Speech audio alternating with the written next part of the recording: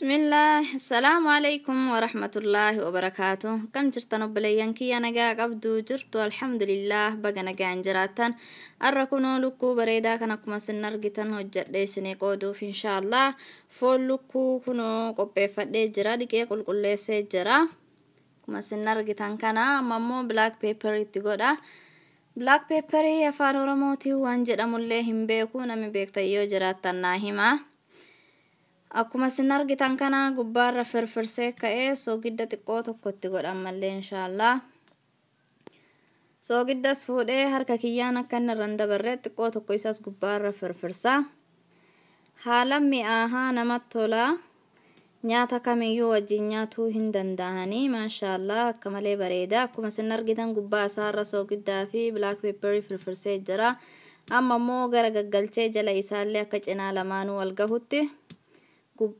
olgara galcheeti cinaa kaanis akkasuma godha akkuma reeftana no black pepper gubbaara firfirsa akkuma reeftana godhe soogiddas gubbaara xiqqoo tokko firfirsa inshallah kana soogidda maashaallah haalan bareeda namatti tola mammoo maxbasha reeftana biddarra godhadhee jira ajira kuno kana fakkaataa ho'ee jira zayitii xiqqoo tokkotti godheeti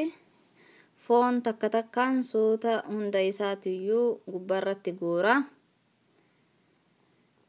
kuno kana fakkaataa foon kana ilaalaati akka inni bilchaatuun suuta takka takkaan gara gaggalcha kana fakkaataa hanga inni diimatee bareedutti akkanumatti gara gaggalcha ammoo qaaraa gugurdaa san bifa isaa ka garagaraa bifa sadii kana qopheeffadhee jira kuno lukkuunis gara bunni jijjiiramee jira bareedee diimatee kana fakkaataa xabbasamee fooleen isaatiyyuu haalan urgaaha qaaraa reeftana namuun muradhee dheerinsa isaatiin mure sanaan ammasitti itti naqa qaaraa kana wajjin xiqqoo tokko walitti xabbaseeti akka ataakiltiin kulleen sirritti biddina jalaa tokko hin barbaadu xiqqoo tokko qofa wajjii xabbasee keessaa baasa inshallah kuno kana fakkaataa suuta tokko takkaan keessaa guuraa qaaraa kanaa fi lukkuu kana wajjin guura inshallah hunda isaatiyyuu guuree deebi'a kuno kana fakkaataa maxbashuma reeftana keessaa guure san xiqqoo tokko zayitii ittiin guddisuu gubbaarra godha sooyaa soosii itti naqa zayitiidhaaf sooyaa soosii itti godha kuno kana fakkaataa kun ammoo timaatima saalsaa timaatima daakkamaa isaanii xiqqoo tokko bishaaniin addaan baasee jira itti godhasitti akkuma sin argitan kana suuta wal keessa sochooseeti amma immoo maajii itti godha maajii gimmaasha isaa takkacha keessaa fuudhee gimmaasha bakka lamatti muree itti godha suuta bishaan xiqqoo tokko akka inni addaan bahee bilchaatee bareeduuf itti godha